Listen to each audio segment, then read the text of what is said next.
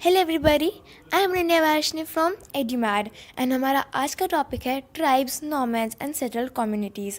ये class seventh का chapter number 7 history का है।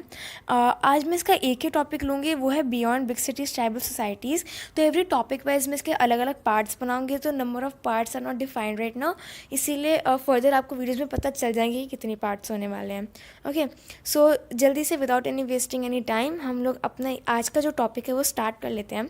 तो सबसे पहले एक चैप्टर का ब्रीफ इंट्रोडक्शन देखते हैं कि चैप्टर में हम पढ़ने क्या वाले हैं। Beyond big cities. अब हमने ये पढ़ा कि जो हमारे ट्राइब्स, नॉमैड्स, सेटल कम्युनिटीज़, अभी तक हमने चैप्टर प्रीवियस जो हमारे चैप्टर्स थे हिस्ट्री में उनमें क्या पढ़ा था, हमने सारे एम्पायर्स के बारे में पढ़ लिया। दिल्ली सुल्तान के बारे में पढ़ा कि राइज एंड फॉल कैसे हुआ उसका, कि कैसे एकदम पीक पे पहुंच के अलग अलग empires, it means Mughal empire, Delhi sultans, ये सब अपनी पीक पे पहुंच के कैसे फॉल हो गए। लेकिन हमने रूलर्स के बारे में पढ़ लिया, बिल्डिंग्स, उनके बिल्डर्स के बारे में पढ़ लिया, हमने ऑलमोस्ट सबके बारे में पढ़ लिया। लेकिन हमने किन के बारे में नहीं पढ़ा, जो हमारे जो जंगल में फॉरेस्ट में रहने वाले जो आदिवासीज होते हैं, ट्राइब्स होते हैं, उनके बारे में हमने अभी तक नहीं पढ़ा है। तो उन्हीं के बारे में आज हम चैप्टर में पढ़ने वाले हैं। नोमैड्स। अब नोमैड्स क्या होते हैं? नोमैड्स वो होते हैं जो एक जगह से दूसरी जगह ट्रैवल करते रहते हैं। अब ट्रैवल क्यों करते हैं? क्योंकि उनके पास एनिमल्स होते हैं और उन्हें मतलब फीड करना होता है, पैस्चर कराना होता है उन्हें, इसीलिए इसके बारे में डिटेल में सब चैप्टर्स में पढ़ने वाले हैं। ओके, चलो स्टार्ट करते हैं। Beyond big cities tribal societies. अब इस हेडिंग का सिंपल सा मीनिंग है कि जो बड़े बड़े शहर थे, लाइक तंजावर, विजयनगर, हम्पी, सूरत, मासूलीपट्टनम, कैलकाटा, हमने इन सब के बारे में डिटेल में पढ़ लिया। पर हमने जो इन बड़ी बड़ी सिटीज़ के बियॉन्ड, मतलब जो और छोटी छोटी मतलब विलेजेस और इवन छोटे टाउन्स थे, उनके बारे में नहीं पढ़ा है। तो इस टॉपिक में हम उन्हीं के बारे में पढ़ने वाले हैं। ओके, अब जो over the centuries important political, social and economic developments had taken place, but social change was not the same everywhere because different kinds of societies evolved differently. अब हमने देखा कि सेंचुरी बाय सेंचुरी किस तरह से लोग डेवलप हुए। Obviously develop ही होंगे, कि ये तो है नहीं कि हो सकता है हमने व्हील का इन्वेंशन कर लिया लेकिन तब भी हम चीज़ को घसीटते हुए लेके जा रहे हैं, ऐसा तो है नहीं। हमने फार्मिंग सीख लिया तो हम फार्मिंग की, फिर हमने फार्मिंग में अलग अलग वेजिटेबल्स उगाने सीखे, फिर हमने आयरन टूल्स बनाए, तो ऐसा हमने डेवलपमेंट किया है। पर अलग अलग जगहों पे अलग अलग तरह के लोगों ने अलग अलग तरह से डेवलपमेंट किया। अब कुछ लोगों ने आर्ट्स में, पॉलिटिक्स में, इकोनॉमी में, है ना, फाइनेंस में, सब ने अलग अलग वेज में डेवलपमेंट किया। और जो ट्राइब्स थे उन्होंने agriculture, Hunter gathering slow develop किया, है ना। लेकिन जो सिटीज़ थी वो अपना फुल्ली एकदम मोनार्की जो था उनका, वहाँ पे किंग एंड वर्ना सिस्टम ये सब आ गया था। तो ये क्या थी, ये जल्दी डेवलप हो रही थी और ये political, social and economic developments अलग हो रहे थे यहाँ पे, और ट्राइब्स में अलग हो रहे थे। अब many societies in the subcontinent did not follow the social rules and rituals prescribe by Brahmans. अब हमने पढ़ा है कि जो ब्राह्मण्स होते थे वो किस तरह से जो बाकी जो नीचे की डिफरेंट कास्ट जो होती हैं उनको अलग अलग तरह के रिचुअल्स प्रिस्क्राइब करते थे, है ना। और कुछ रूल्स बना के रखते थे कि ब्राह्मण और क्षत्रिय टॉप, वैश्यस बीच का, शूद्रस को एकदम डिफरेंट। सो ये क्या थे, ये सब हमारे कुछ कास्ट सिस्टम्स थे, कास्ट थी, वर्णा थे। तो ये सब क्या थे, अब जब हम किसी को वर्णा में डिवाइड कर रहे हैं तो डिवाइड करेंगे तो डिफरेंसेस भी फॉर्म होंगे, और क्योंकि डिफरेंसेस फॉर्म हो रहे हैं इसीलिए हम डिस्क्रिमिनेशन भी होगा। जो हायर कास्ट है उनमें हायर जो कास्ट होती है उनको ज़्यादा उनको प्रिविलेजेस मिलती हैं, और जो लोअर कास्ट होती हैं उनको प्रिविलेजेस नहीं मिल पाती हैं। इसी तरह से कुछ अब जैसे हमने देखा कि कुछ हमारी सोसाइटी में ऐसे लोग थे जो इनको फॉलो करते थे, जैसे ब्राह्मण्स जो थे वो कहते थे कि ब्राह्मण्स, फिर क्षत्रिय, फिर वैश्यस, फिर शूद्रस। लेकिन कुछ हमारी सोसाइटी में ऐसे नंबर ऑफ पीपल थे, कुछ ऐसे ग्रुप्स थे जो ब्राह्मण्स के prescribe rituals and social orders को फॉलो नहीं करते थे। और ये कौन से होते थे? ट्राइबल सोसाइटीज़ होती थी और नोमैड्स होते थे। ये क्या थे? ये सबको एक दूसरे से डिवाइड नहीं करके रखते थे।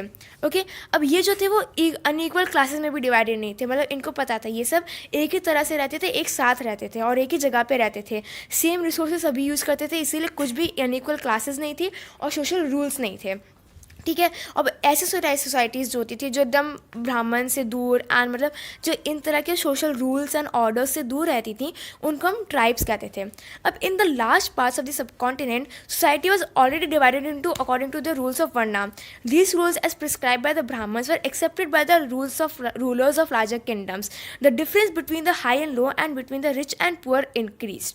अब जो हायर जो बहुत ही बड़े बड़े किंग्स होते थे वो सब वर्ना सिस्टम को एक्सेप्ट करने लगे, ब्राह्मण गवर्नमेंट्स जो वर्ना सिस्टम प्रिस्क्राइब कर रहे थे उसे एक्सेप्ट करने लगे। इसीलिए जो rich and poor, high and लो के डिफरेंसेस बहुत ही जल्दी जल्दी इंक्रीज होने लगे। पर जो हमारी ट्राइबल सोसाइटी से जो नोमैड्स थे, वो सेटल्ड कम्युनिटीज़ जो थी, जो धीरे धीरे एग्रीकल्चर कर रही थी, उन्होंने इस सब को इग्नोर किया और वो अपनी नॉर्मल जो इक्वल क्लासेस थी उसी में रह रहे थे।